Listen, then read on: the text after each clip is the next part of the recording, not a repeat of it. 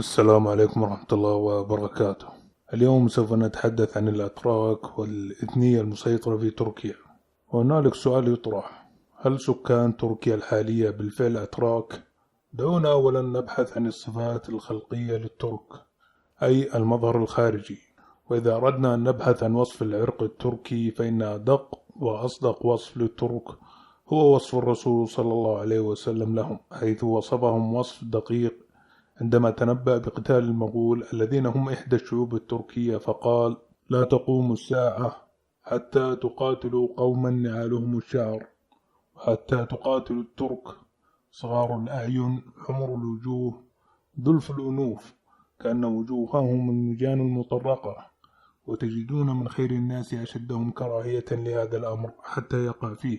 وعن أبي هريرة قال: لا تقوم الساعة حتى يقاتل المسلمون الترك قوم كأن وجوههم النجان المطرقة يلبسون الشعر ويمشون في الشعر، وذلف الأنوف أي أن أنوفهم فطساء، وكأن وجوههم النجان المطرقة أي التروس المطرقة، والتي يتم طرقها من الداخل للخارج لعمل جساء حني أقوى للترس. وهذا الوصف كان للمغول الذين هم ضرب من الترك، فهم إحدى الشعوب التركية المشكلة من الكازاخ والأوزبك والقرغيز والطاجيك والتتر المغول. فالمغوليين ينحدرون من الترك، وليس العكس كما هو دارج عند البعض أن الترك مغوليين، لأنه طبقا لوصف الرسول صلى الله عليه وسلم فقد نسب المغول للترك. الآن علمنا الصفة الخلقية والمظهر الخارجي للترك، لكن من هم الترك وأين يسكنون؟ يسكن الترك مناطق وسط آسيا، حيث أن المعقد الرئيسي لهم وهم من نسل يافث بن نوح تواجدوا في منطقة ما وراء النهر. فتحت بلادهم في العهد الأموي، اتخذوا من المعتصم بالله جنودا له كون أمه تركية. علمنا الآن أن الترك يسكنون وسط آسيا، إذن ما الذي أتى بهم إلى آسيا الصغرى تركيا حاليا؟ نشأت الدولة السلجوقية على يد طغرل في نيسابور عام 1037 ميلادي الموافق لعام 428 هجري، وسيطرت على مناطق واسعة في العالم الإسلامي. في عام 1071 ميلادي الموافق لعام 463 هجري تمكن السلطان ألب أرسلان من هزيمة الجيش الرومي المتوجه إلى مدينة الري، ولكن ألب أرسلان واجهه في موقع يقال له ملاذ كرد، وهزمهم بجيش صغير وأسر الإمبراطور الرومي رومانوس الرابع. وبعد هزيمة الجيش الرومي تعزز نفوذ السلاجقة الترك في جنوب الأناضول في عام 485 هجري والموافق لعام 1092 ميلادي.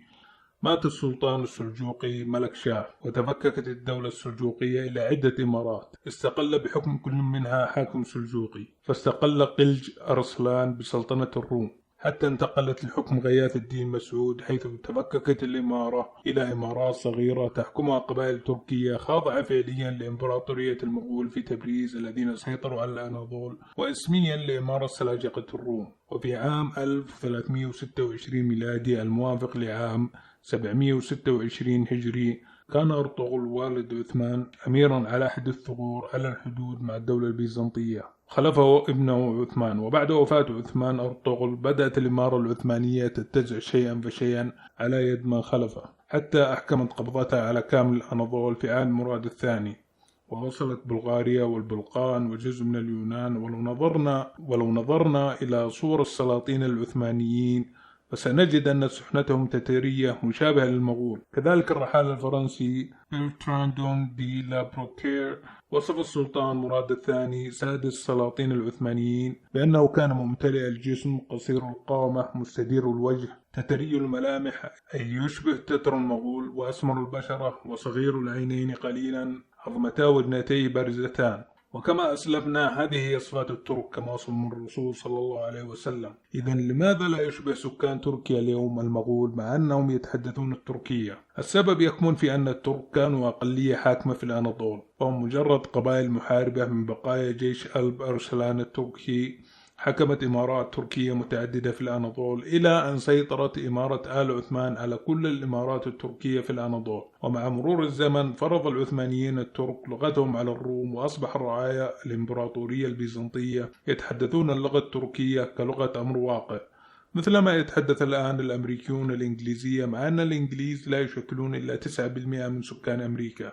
وكذلك يتحدث المكسيكيين اللغة الإسبانية، مع أن الإسبان لا يمثلون إلا أقلية بسيطة جدا من سكان المكسيك. فاليوم غالبية سكان تركيا الذين يتحدثون اللغة التركية هم من الروم مع أقليات تركية، وما زالت الأقلية التركية تحتفظ ببعض سحنتها بعد أن انصهرت مع الروم. ويندر أن تجد تركي لديه ملامح تركية نقية، وتشاهدون البعض من أصول تركية ما زالوا يحملون سحنات تركية واضحة. ولذلك غالبية سكان تركيا اليوم إثنيا هم ليسوا أتراك، وإنما رومان يتحدثون اللغة التركية كلغة أمر واقع. فعندما نرى شخص يصف نفسه أنه من أصول تركية وليس لديه سحنة تركية، فهذا لا يعني أنه تركي، فهو إما من أصول رومية أو عربية أو كردية تكلم أجداده اللغة التركية كلغة أمر واقع قبل أن يهاجروا إلى البلدان العربية، إذ أن الأناضول وخصوصا منطقة جنوب الأناضول تتواجد فيها الإثنيتين العربية والكردية بقوة. وينطبق الحال على أذربيجان التي أصبحت تتكلم التركية، مع أن الأذريين ليسوا تركا ولا يشبهون الترك. ولو اطلعت على أحوال أذربيجان في العهد الأموي ستجد أنها كانت تواجه هجمات القبائل التركية باستمرار، حتى حكمها الأتراك ردحا من الزمن وأصبحوا يتحدثون اللغة التركية. وكذلك الحال بالنسبة للقوقاز، فقد احتلتها القبائل التركية وفرضت لغتها مع أن سكانها هم من الشراكسة. كان هذا فيديو بسيط يعطي صورة عن العرقية التركية في تركيا. أتمنى أن ينال إعجابكم الفيديو، لا تنسوا الاشتراك. في أمان الله.